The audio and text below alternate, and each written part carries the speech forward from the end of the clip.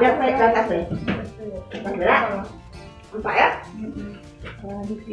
Baiklah, Assalamualaikum warahmatullahi wabarakatuh. Terima kasih atas kesempatan dari ibu-ibu semua untuk datang pada kelas ibu hamil, di mana pada waktu sekarang ini kita sedang kedatangan mahasiswa dari Poltekkes Jambi yang sedang mengambil pendidikan profesi kebidanan atas nama Rizka, yang mungkin akan menyampaikan tentang persiapan persalinan yang nanti akan kita hadapi setelah sesuai dengan usia kehamilan nanti ya. Jadi sekarang nanti kita persilakan kepada Ibu Rizka agar dapat menjelaskan tentang persiapan persalinan pada ibu hamil. Jadi ini tidak menutup kemungkinan untuk ibu hamil dengan trimester 3 saja, ibu trimester 1 yang usia kehamilannya dari 3 bulan, 4 bulan, 5 bulan dan seterusnya itu juga harus mengetahui, karena ini sesuai dengan buku KIA yang telah ibu-ibu pegang. Jadi waktu dan kesempatannya kita berikan kepada Ibu Rizka untuk mulai. Silakan Mbak. Terima kasih Kak Yuli. Assalamualaikum warahmatullahi wabarakatuh. Sebelumnya saya ucapkan terima kasih kepada ibu-ibu yang sudah bersedia hadir pada hari ini. Perkenalkan, kalau kata orang tuh tak kenal maka tak sayang. Siapa tahu bisa ketemu di jalan. Nah, mulailah saya buka dikit Siapa tahu bisa ketemu di jalan, lagi kita tutup lagi maskeran. Nama saya Rizka.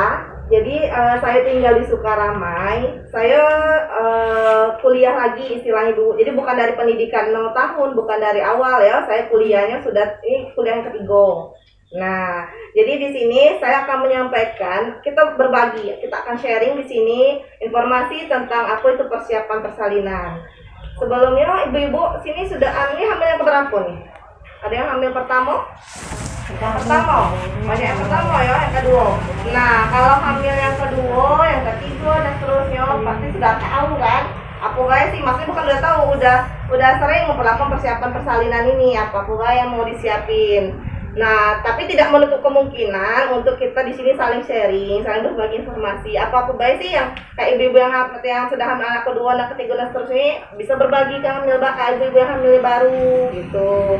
Ya, jadi sebelumnya kalau ibu-ibu yang trimester yang hamil yang kedua, yang ketiga seterusnya itu sudah tahu nih apa yang disiapin. Salah satunya apa coba? Ada yang tahu enggak? Mental. Nah, apalagi ibu, ada yang tahu enggak? Apalagi nih persiapannya? Duit pasti. Kalau ada duit, pening kepala kan? Bukan stres aku lagi nih, nampaknya stres aku dibalik kalau ada duit, tidak malu-malu pening gitu.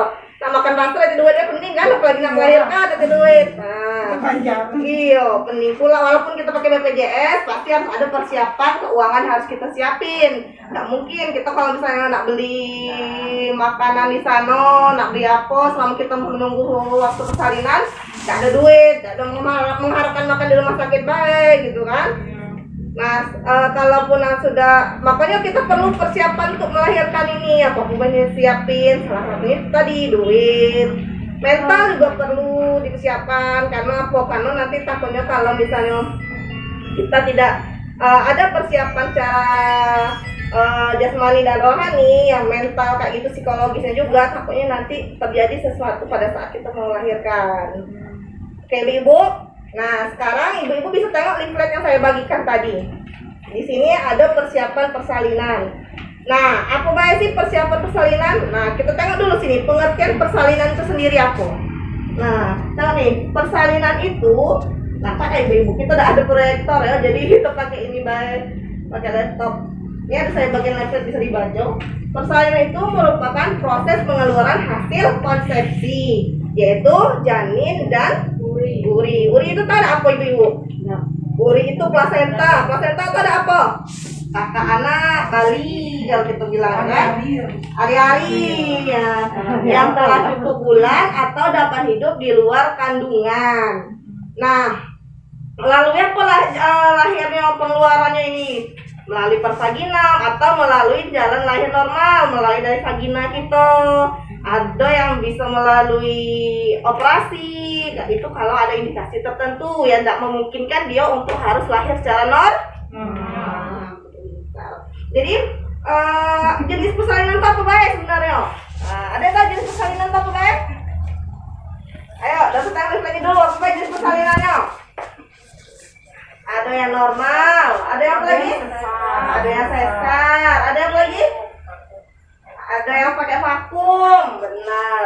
Jadi persalinan itu ada beberapa macam. Ada yang bisa normal melalui vagina kita, terus ada yang sesar. Nah, jadi kalau misalnya yang vakum ini atau forceps ini dia menggunakan alat apa yang digunakan? Alat kayak mangkok gitu lah nih. Kalau forceps dia kayak sendok gitu. Kayak sendok gitu dia nyok.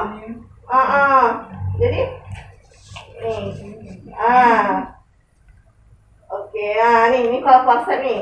Jadi kayak ada sendok gitu yang dimasukkan ke dalam vagina. Ini sesuai indikasi kalau misalnya ada sesuatu yang tidak memungkinkan untuk lahir normal, maka dilakukan forceps atau vakum.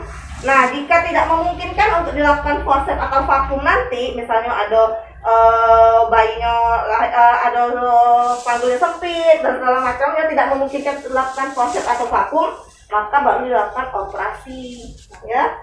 Nah, kalau normal, kalau vakum kayak gini, kayak ada sedotan ditarik dari misalnya kepalanya depan pintu nih, tidak lagi tenaga ibunya untuk ngedan. Nah, lah kecapean kan ibu ini tidak lagi tenaga, ditarik lah nanti pakai menggunakan alat vakum ya, kayak mangkok dia dia nyedot dia nanti dibantu dengan selang, disedot lah pakai tenaga dari vakum ini tadi. Selanjutnya ada apa lagi? Persalinan kalau normal kayak gini lah kan, kayak biasanya kan. Ibu-ibu yang hamil anak kedua itu siapa? Ibu, anak pertama normal? Enggak, sesar. Oh, sesar juga. Kenapa sesar kemarin? Juga. Oh, itu bisa salah satu menjadi faktor kenapa operasi sesar. Karena ada lewat bulan postpartum namanya kode kesehatan. Terus lagi nih. Kalau normal ini ya lewat bawah. Nah, jadi normal itu dia tidak menggunakan alat apapun, jadi dia bisa lahir normal sesuai dengan batas waktu ataupun ketentuan dari asuhan persalinan normal yang dilakukan oleh bidan ataupun dokter.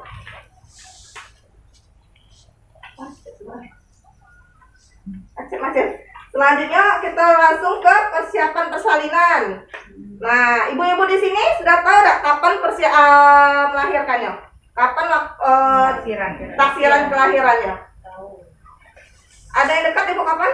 Ini kayaknya dekat. 11/8 mungkin. Oh, ini udah mau mendekatin kan? Sudah mau mendekati waktu persalinan. Terus yang lain sudah tahu semua kan kapan waktu persalinannya? Kalau kami bulan 3 kali. Bulan 3. Nah, ya itulah gunanya kita tahu persiapan kapan kita waktu untuk melahirkannya, karena kita akan melakukan persiapan persalinan tadi ya. Nah, pada saat persalinan kemarin kayak ibu yang hamil pertama kemarin, siapa yang ngawani? Siapa yang ngawani? Ada suami? Ada keluarga juga ngawani ya? Karena kita sangat butuh dukungan dari keluarga, apalagi suami kan. Nah, selanjutnya apa guys sih yang mau disiapkan? Nah, yang pertama tadi ada suami dan keluarga yang harus mendampingi pada saat ibu mau melahirkan. Terus ada persiapan dana.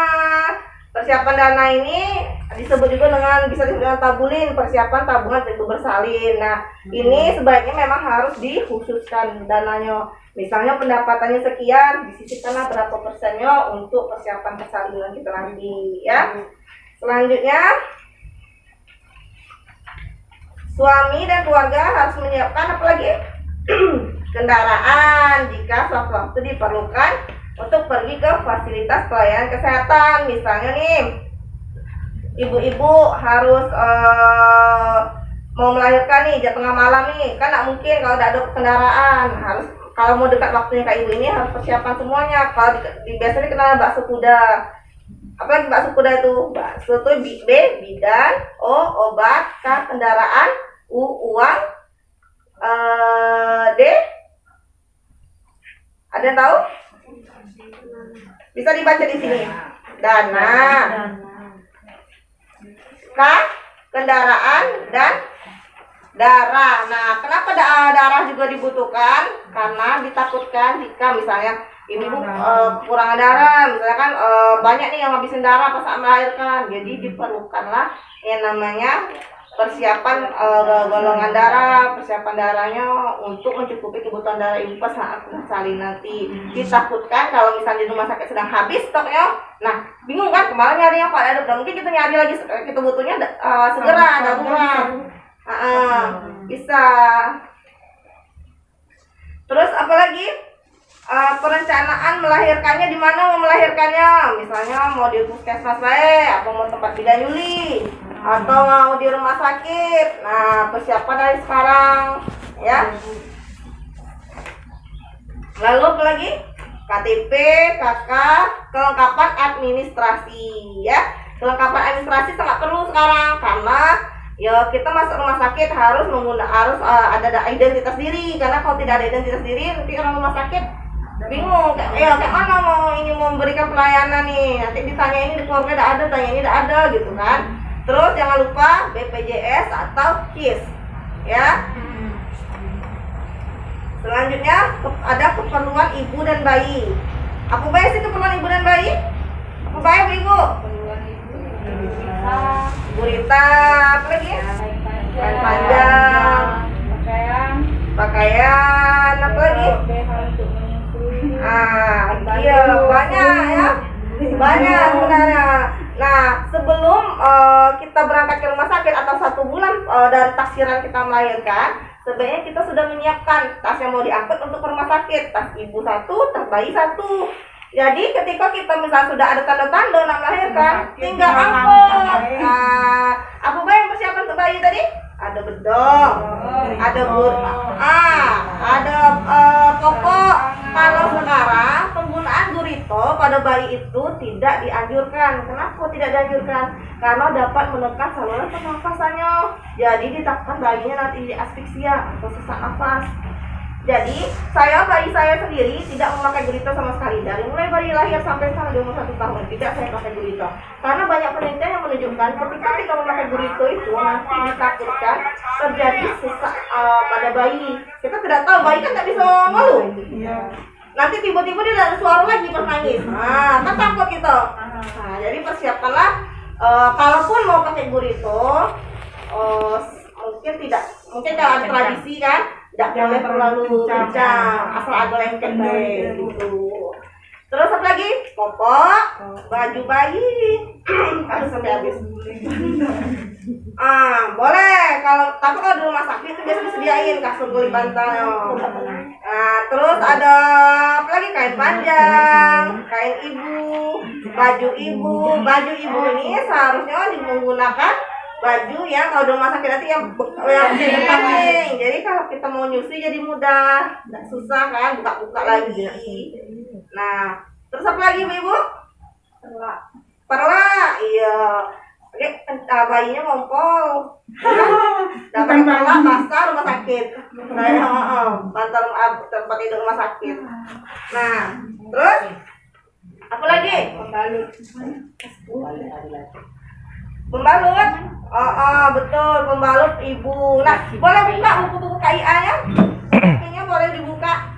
Kita tengok di situ. Di situ ada persiapan persalinan.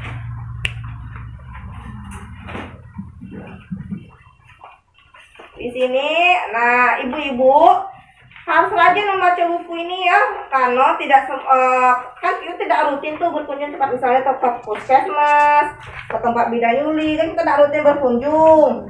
Nah, jadi dibaca-baca buku ini karena di sini sudah dijelaskan semua apa sih persiapan persalinannya.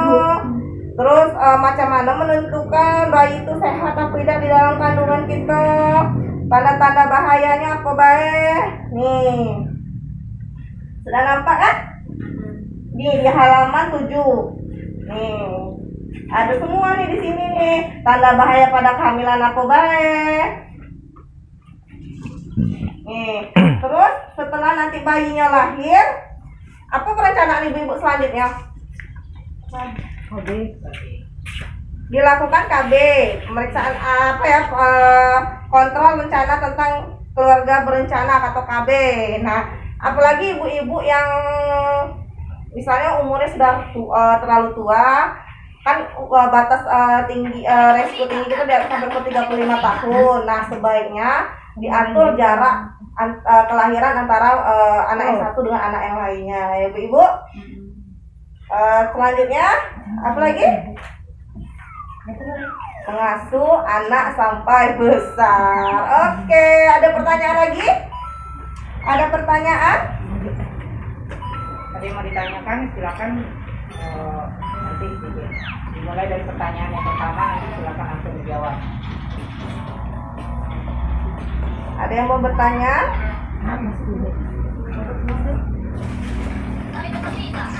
Kenapa ibu-ibu sangat perlu merencanakan kehamilan ini? Karena dengan adanya persalinan ini akan mengurangi ibu-ibu dalam merasa bingung dan merasa kacau pada saat persalinan, apalagi anak pertama nih. Pasti kita pada bingung kan, belum pernah sebelumnya nih, aku baik sih yang mau disiapin. Nah, makanya di sini ada di buku KIA-nya tersendiri ada yang tentang persiapan persalinan. Nanti ibu-ibu rajin baca ya supaya tidak bingung, supaya tidak merasa kacau pas nanti mau melahirkan, dan dapat menerima asuhan yang sesuai serta tepat pada waktunya. Baik, ada yang mau ditanyakan lagi ibu-ibu? Kalau ada yang mau ditanyakan, ayo kita berbagi sini, kita sharing informasi.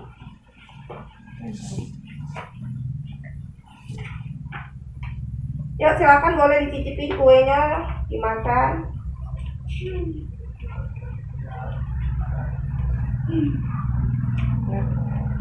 Ada yang mau ditanyakan, silakan. Ada apa? Jawab langsung tanya deh sama ibu ini ya. Langsung tanya Mbak. Tadi yang dijelaskan sama Ibu Rizka itu tadi kan ada di stiker 4K, P4K namanya, ya. Nah, inilah disebut dengan perencanaan persalinan dan pencegahan komplikasi. Nah, di sini sudah ada semua di buku KIA kita ada. Cuman kan ini kan dia ditempel di rumah ibu hamil.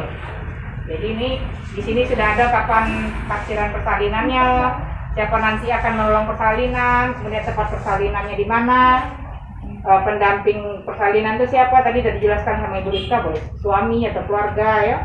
Kemudian transportasinya dari mana, atau kita punya kendaraan sendiri, atau dari keluarga, ataupun dari tetangga. Nah, di sini nanti di stiker P4K ini nanti sudah terdata di sini. Kemudian calon pendonor darahnya ini juga. Nah, pendonor darah ini, misalnya kita punya golongan darah B, mungkin di antara keluarga kita ada yang punya golongan darah B, kita siapkan lah. Kita persiapkan, kita ajak dia, misalnya kita melahirkan di rumah sakit, kita ajak juga ke rumah sakit. Atau ada teman atau keluarga yang lain yang punya golongan darah sama, itu kita suruh dia siap-siap, nanti sewaktu-waktu kita membutuhkan dia ada. Ya. Jadi mungkin ada yang ditanyakan, kalau ini di sekitar sini itu. Makanya ibu harus rajin baca buku ini ya, jadi kita sudah tahu apa yang mau kita lakukan untuk persiapan di diri kita sendiri dan calon anak kita nanti. Gimana ibu, ada yang mau ditanyakan? Ayo. Kalau misal ini kan kayak ibu ini kan lewat dari KPL ya. Iya. Itu apa harus memang disesar atau memang ada alasan yang lain?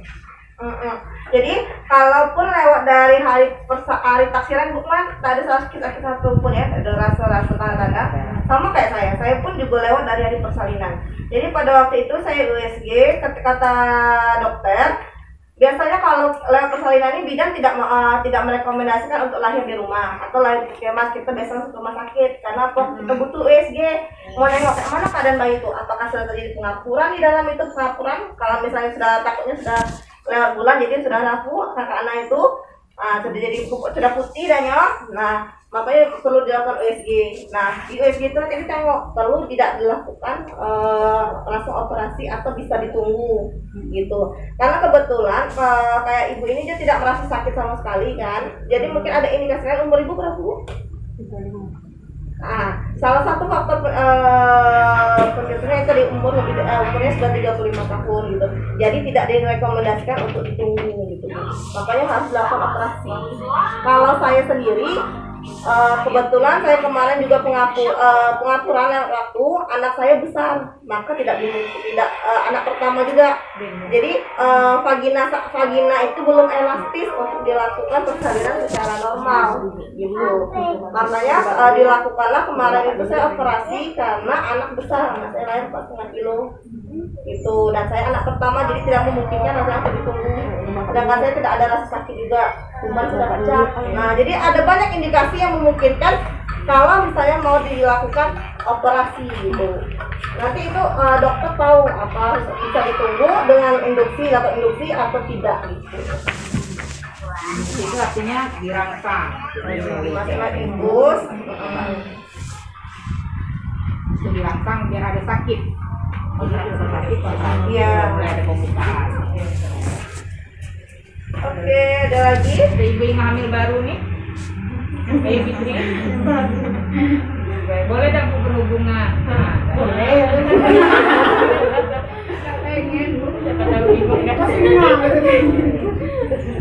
Ada lagi yang mau ditanya?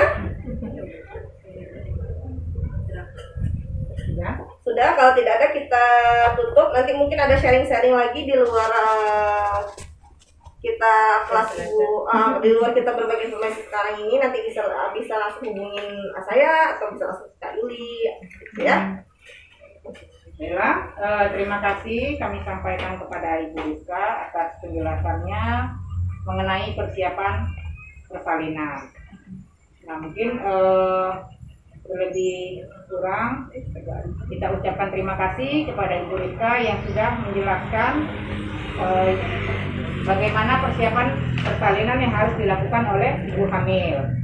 Nah, atas kesediaan dari Ibu Rizka tadi kami ucapkan banyak-banyak terima kasih, dan kita tutup pertemuan hari ini dengan ucapan wabillahi taufiq wal hidayah. Assalamualaikum warahmatullahi wabarakatuh. Waalaikumsalam warahmatullahi wabarakatuh. Terima kasih ya ibu-ibu, ayo dimakan kuenya.